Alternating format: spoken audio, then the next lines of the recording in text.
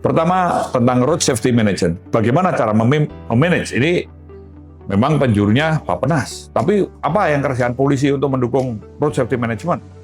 Safer road untuk jalan yang berkeselamatan. Bagaimana polisi mengembangkan mendukung jalan berkeselamatan? Safer vehicle, ini bagaimana polisi mendukung untuk adanya safer vehicle? Bagaimana safer people? Dan bagaimana post crash atau penanganan pasca kecelakaan. Sistem data ini juga sangat penting. Ini maka diperlukan ada model yang saudara saya tawarkan pemikiran ini adalah dengan smart management dan smart operation. Mengapa mengatakan dengan smart? Karena ini fungsional. Ini yang penting yang untuk bisa kita lakukan. Nah, maka kalau kita mengatakan road safety policing melalui model smart city, nanti orang marah lagi. Loh, smart city bukan hanya urusan polisi, betul. Tapi untuk smart living dan smart mobility itu urusan polisi. Maka saudara, bagaimana membangun model smart city ini? Ketika kita harus membangun safety driving center misalnya, nggak berhasil itu. Saya sudah melakukannya dari 2009 sampai nyaris pensiun itu nggak selesai. Berarti betapa sulitnya merubah mindset. Ini kalau nggak ada COVID mungkin cara-cara online gini nggak kepikiran. COVID itu ada positif, mempercepat model-model online. Nah, saudara sekalian juga melihat bahwa era digital, era smart ini, saudara silahkan kembangkan. Apa yang saudara pikirkan? Nah, tadi sudah saya cari caranya nulis, caranya mikir, bikin. Dengan cara pemikiran saudara. Pak, kalau saya memanfaatkan boleh, terserah. Tapi saudara berpikir enggak? Menurut saudara apa? Jangan jadi beo, jangan jadi pembeo. Saudara terinspirasi boleh. Nah, sekarang membangun perilakunya gimana? Orang lihat polisi di jalan itu kira-kira senang apa jengkel? Jengkel, merasa terganggu. Harusnya kan terima kasih. Kenapa? Karena jadi percaya. Karena membangun perilaku ini adalah juga membangun orang-orang yang dipercaya. Maka sekolah di STIK ini bukan hanya apa bagaimana mengapa, tapi menjadikan siapa.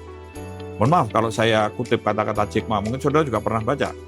Kalau kamu belum kaya dan terkenal, kata-kata mutiaramu bagaikan kentut. Kalau kamu kaya dan terkenal, kentutmu menginspirasi. Nah, saudara harus menjadi siapa? Ahli apa? Karena punggawa-punggawa Polri ke depan ini saudara-saudara ini. Dan saudara kalau ketika menjadi pemimpin tidak punya nyali, saudara juga komandan berani bingung. Lah, anak buahnya kocar-kacir. Melatih, mendidik itu bukan sehari, 2 hari. Di negara-negara maju itu masih pernah lihat nyebrang jalan. Anak-anak kecil itu memberi hormat kepada pengemudi. Terima kasih saya diberi kesempatan. Adab. Tadi saudara mengatakan polisi nggak dianggap. Kenapa? Trust. Adabnya nggak bagus. Perilaku kita menjadi polisi itu nggak punya kesadaran bahwa saya itu menyelamatkan orang. Berkali-kali mungkin saudara juga pernah punya cerita banyak lah. Saya sama Pak Barudin pernah nyetir polisi stop. Saya udah bilang, Din, nggak usah marah-marah, diamkan aja. Polisi nanya, Bapak buru-buru apa enggak? Maksudnya, kalau buru-buru, enggak saya tilang, mancing-mancing. Adabnya itu, niatnya itu, moralnya sudah enggak bagus. Niatnya itu sudah niatnya ngaret, gitu loh. Mungkin Barudin enggak tahan langsung tilang, bajingan, mungkin dia ingat omongannya. Barudin pernah jadi wadir lantas itu. Siap, komandan. Jadi kita ini baik kalau ditakut-takuti, baik kalau diancam, baik kalau ada sesuatu. Itu pamrih. Kata Immanuel Kant, melakukan yang menjadi tugas pokoknya, tapi pamrih itu amoral. Adabnya itu nggak bagus. Maka membangun nomor 1 siapa? Ya polisinya dulu, beradab. Maka sistemnya ERI harus dengan etle, dengan TAR, dan demerit point system. Maka inilah literasi yang harus dibangun. Bukan edukasi, literasi. Sekarang SIM. Tadi katakan, kewenangan diambil. Kenapa? Mulai dikurang-kurang, diserang. Ya dianggap Bapak itu punya kewenangan cuma untuk sewenang-wenang. Kewenangan itu merupakan suatu tanggung jawab yang harus dikaitkan. Contoh saja, orang kalau ngomong masalah rekiden yang dijawab apa? PNBP. Harusnya kan road safety. Masalah itu PNBP. Loh, itu gini nih. Budaya untuk menyelamatkan orang, mengedukasi, mencerdaskan kehidupan bangsa. Saya pernah bertanya kepada Profesor Hikmanto. Ini saya ceritakan berkali-kali. Prof, adakah di konstitusi atau undang-undang dasar di suatu negara yang secara eksplisit menuliskan untuk mencerdaskan kehidupan bangsa. Beliau berhenti. Kayaknya kok nggak ada ya Pak? Kalau nggak ada, lah kenapa para bapak bangsa menulis seperti itu? Pernah dengar ya? IQ-nya orang Indonesia 78 di atas gorila. Apakah orang Indonesia bodoh? Bukan itunya. Ini nih, literasi dan perilakunya. Kita tuh bangga kalau melanggar, bangga kalau salah. Menurut saya ya polisinya dulu. Karena yang dia latih, yang diajari, yang diberi kewenangan, yang diberi kepercayaan, polisi. Maka tadi saya katakan berpikir, membangun infrastruktur, mengedukasi dan penegakan hukum. Maka saudara ketika mempunyai kewenangan, ada 3 hal yang harus secara simultan dikerjakan. 1, membuat grand strategi. Ini mau apa? Itu berpikir model. Yang kedua, aturannya gimana? Karena polisi supremasi hukum. Sampai SOP-nya seperti apa? Yang kedua, siapkan SDM-nya. Yang ketiga, infrastrukturnya, pendukungnya. Polisi ini semua, ini membangun budaya itu pelayanan kemanusiaan. Mencerdaskan kehidupan bangsa. Tapi kalau kamu sekolah tidak tercerahkan, tidak ada pemikiran, nah maka membangun budaya, tadi yang saya katakan, silakan pikirkan, menurut kamu apa? Menurut Krisnanda ini. Tapi kamu punya pemikiran lagi, boleh mengkritisi. Maka di sini saya ajak saudara itu berani. Kalau jadi pemimpin nggak punya nyali, terus gimana? Harus berani bertanya, berani berdebat. Debat bukan debat kusir ya, artinya mendiskusikan. Pak ini nggak benar Pak. Ini kenapa begini, kenapa? Mempertanyakan. Jadi kalian juga bisa curhat. Nah, sekarang itu enak kok belajar, nggak usah pakai perpustakaan macam. Kamu curhat sama ChatGPT ya sudah. Tapi kan ChatGPT tidak bisa memandaikan kamu kalau kamu nggak bertanya. Saya ingin mengajak saudara kaitan dengan masalah lalu lintas. Mungkin bagi orang-orang yang bukan fungsi lalu lintas menganggap bahwa lalu lintas itu gatur lalin aja gitu ya. Nggak usah pakai pikiran, nggak usah pakai otak, nggak usah pakai macam-macam, gampang. Padahal rumit, sangat rumit. Mengapa demikian? Kalau saya ingin menyampaikan bahwa kita selalu hanya memikirkan tentang bagaimana orang dari satu tujuan bisa sampai ke tujuan lain. Itu aja selesai. Tapi pernahkah kita memikirkan bahwa lalu lintas ini urat nadi kehidupan? Lalu lintas ini refleksi budaya bangsa. Dan lalu lintas ini merupakan refleksi tingkat modernitas. Nah, maka saya berharap saudara di dalam belajar, sekarang ada AI, ada ChatGPT lah, tanya apa aja bisa. Ini yang saya katakan, kalian nggak usah dengarkan dosen juga bisa ya. Tapi saya ingin mengajak saudara mulai berpikir konseptual dan teoritikal. Ini yang saya temukan, silahkan saudara juga bisa menemukan sendiri. Nah, maka sekolah sekarang ini bagaimana saudara bisa mengalahkan AI. Maka cara berpikir itulah yang paling penting. Buat apa hanya menghafal atau saudara hanya lain-lain. Karena di sini saudara harus cara melatihnya selalu bertanya. Silahkan, kalau saudara nggak bisa jawab sendiri, tanya AI. Minimal dengan bertanya, saudara tahu jawabannya, dibaca, oh tahu ini. Itu akan nyantol sedikit-sedikit, tidak bisa cepat. Yang pertama, saudara harus belajar untuk menggolong-golongkan atau membuat kategori. Nah, saudara misalnya lalu lintas. Apa ini? Lalu lintas itu golongannya apa aja sih? Yang banyak diketahui sekarang baru apa? Ada manusia, kendaraan, jalan, lingkungan. Tapi juga ada masalah. Ada sesuatu yang menimbulkan masalah. Semua masalah lalu lintas itu sosial cost-nya sangat tinggi. Mulai dari apa? Perlambatan, kemacetan, kecelakaan. Saya kasih contoh menggolong-golongan itu. Saudara memetakan berbasis wilayah, basis fungsi. Kalau menggolongan, misalnya lalu lintas gitu ya, golongannya apa? Jalan, manusia, kendaraan, lingkungan. Saya bilang potensi lah, jalan macam-macam. Ada jalan nasional, jalan apa? Manusia, ada yang sebagai pengemudi, pejalan kaki, pengguna jalan macam-macam. Kendaraan, ada kendaraan bermotor, ada kendaraan tanpa. Nah, kendaraan bermotor, saudara berpikir futuristik, kendaraan bermotor Kenapa saya ngajak saudara berpikir futuristik? Itu prediktif. Bagaimana polisi bisa mengatasi kendaraan tanpa awak? Sekarang kendaraan kita melihat CC, tapi sekarang kendaraan listrik tidak pakai CC, Pak. Berarti mengatasinya apa? Kecepatan. Ini contoh. Silakan dilatih apa saja. Saudara mau menulis, membuat apa? Kalau nggak bisa menggolong-golongkan nanti pusing.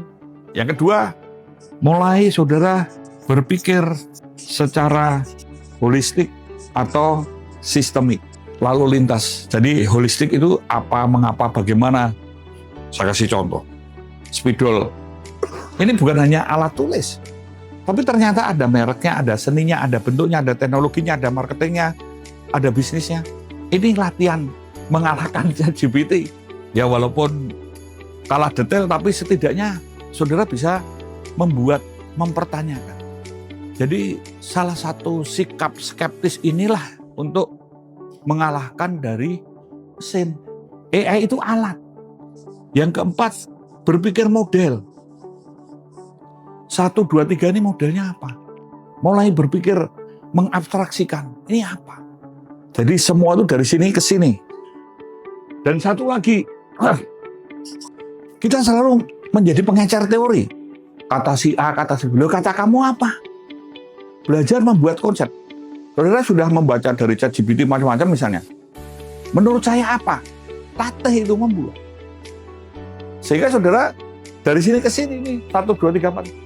Nah, sedangkan teori itu, ya, ingat baik, yang namanya teori itu hakikat itu intinya, hakikat hubungan antara konsep-konsep atau teori-teori yang merupakan prinsip-prinsip mendasar dan berlaku umum untuk menjelaskan suatu fenomena. Susah loh. Hakikat hubungan antara teori-teori konsep. Maka setiap membuat tulisan atau ada kerangka teorinya. Misalnya A, B, C dihubungkan. Oh, ini ketemu D.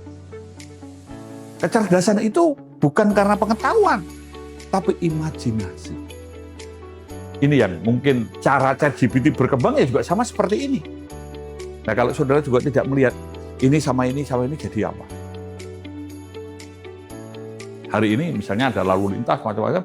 Oh, ini berlalu lintas. Beda loh, lalu lintas dengan berlalu lintas. Kenapa saya menekankan berlalu lintas?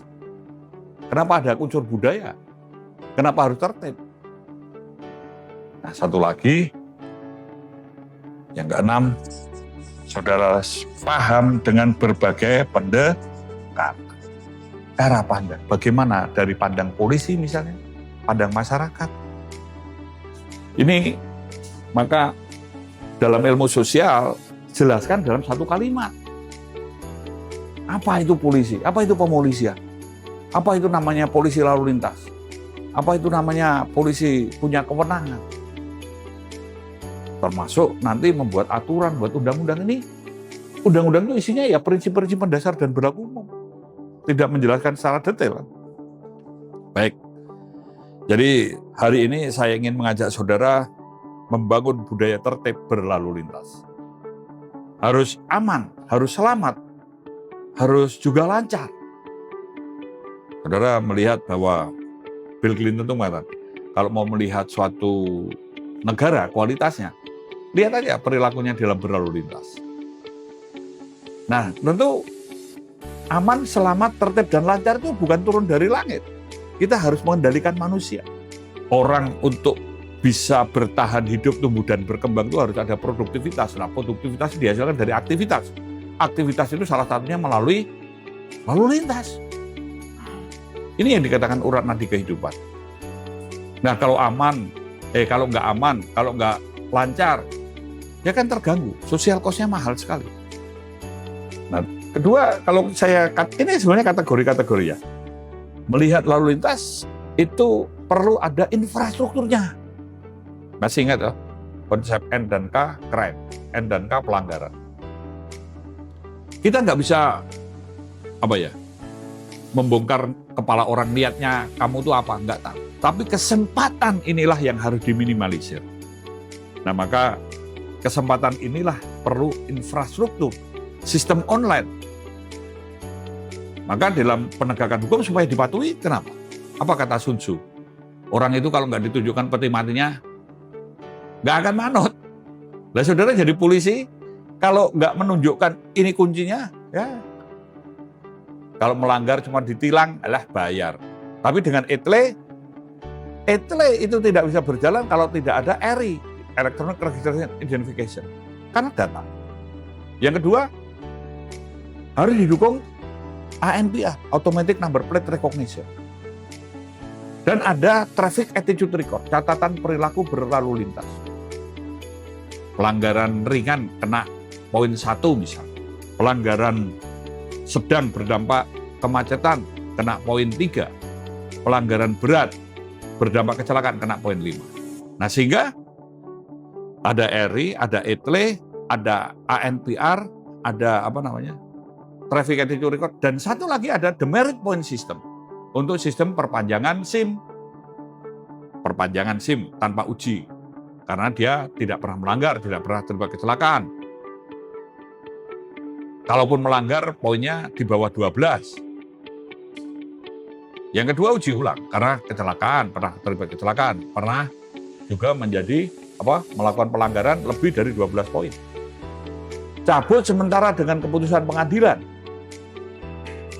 Karena membahayakan keselamatan beroda. Misalnya, overload, overdimensi. Nah, maka kesadaran ini perlu dibangun dengan adanya edukasi, makanya literasi, cara berubah atau mindset. Maka di sini saudara saya ajak, bagaimana membangun literasinya. Literasi bukan hanya baca tulis, tapi bagaimana merubah mindset, cara pandang. Pak, ini ada orang pendidikannya tinggi, kenapa perilakunya kok tetap melanggar jelek? Ya, nggak ada korelasi itu pendidikan dengan perilaku. Kalau literasinya tetap rendah, betul? Perilaku organisasi itu terefleksi atas literasi. Contoh, polisi ini sekarang pangkatnya tinggi-tinggi, gelarnya panjang-panjang, kelakuannya yang miring-miring ya banyak loh. Kenapa? Perilaku organisasi, refleksi, kualitas, literasi. Saya polisi lalu lintas, saya kasih namanya road safety policing. Wah, orang juga ngomel-ngomel loh. Karena apa? Tujuannya road safety. Road safety itu bahasa Indonesianya menurut saya aman, selamat, tertib, dan lancar. Nah, bagaimana kita ini mewujudkan dan memelihara lalu lintas yang aman, selamat, tertib, dan lancar? Bagaimana meningkatkan kualitas keselamatan? Bagaimana menurunkan tingkat fatalitas korban kecelakaan? Bagaimana membangun budaya tertib berlalu lintas? Bagaimana memberikan pelayanan keamanan, pelayanan keselamatan, pelayanan hukum, pelayanan administrasi, pelayanan informasi, dan pelayanan kemanusiaan. Nah, bagaimana orang harus patuh terhadap aturan lalu lintas? Tadi saya katakan literasi. Semakin kecilnya peluang untuk melakukan pelanggaran, ada efek deterrent. Maka silakan saudara bisa membuat sendiri ya. Ini hanya stimuli-stimuli cara berpikir. Saya di S2 itu tidak perlu saudara apa ini, apa itu. Cari sendiri. Saudara harus mengembangkan sendiri. Sehingga saudara punya PD, punya keyakinan, punya kemampuan. Karena apa? Saudara juga harus mengajar. Berdayakan media. Saya mengembangkan media policing. Nah, apa yang saudara pikirkan, apa yang saudara bikinlah sesuatu. Saudara mengajar anggota kita berapa tuh? 400.000 ya? Rata-rata ya 300.000 lah.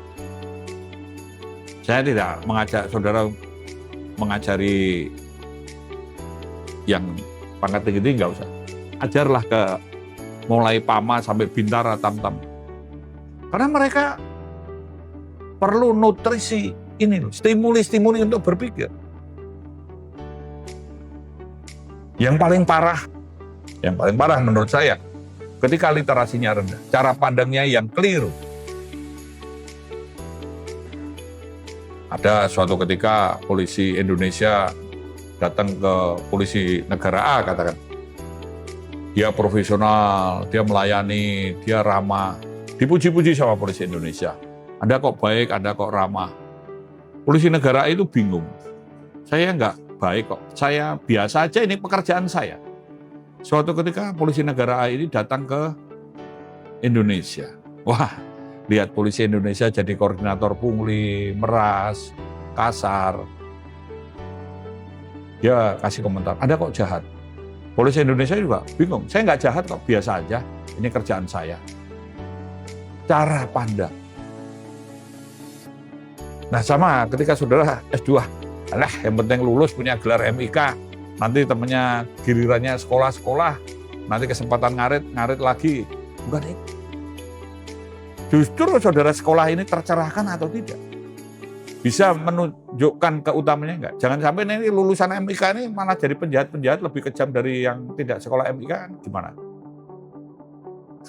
Jadi buat sekolah, maka saya tidak terlalu memuja ranking nilai. Ya.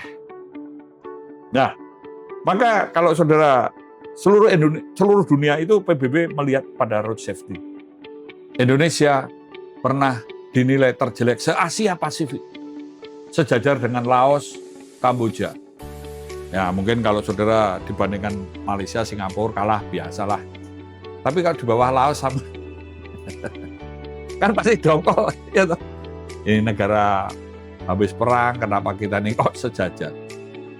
Apakah kita nggak bekerja? Iya, bekerja. Mohon maaf kalau saya kritik keras, kita tuh bukan mengerjakan tugas pokok, tapi pokoknya tugas.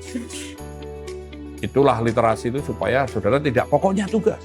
Tahu, memikirkan apa yang harus dilakukan. Maka pencegahan ini sangat penting. Membangun road safety ini juga membangun peradaban. Nah bangsa ini bisa berdaulat, berdaya tahan, berdaya tangkal, bahkan mampu bersaing kalau berdaulat. Kalau enggak gimana? Kalau lalu lintasnya semrawut.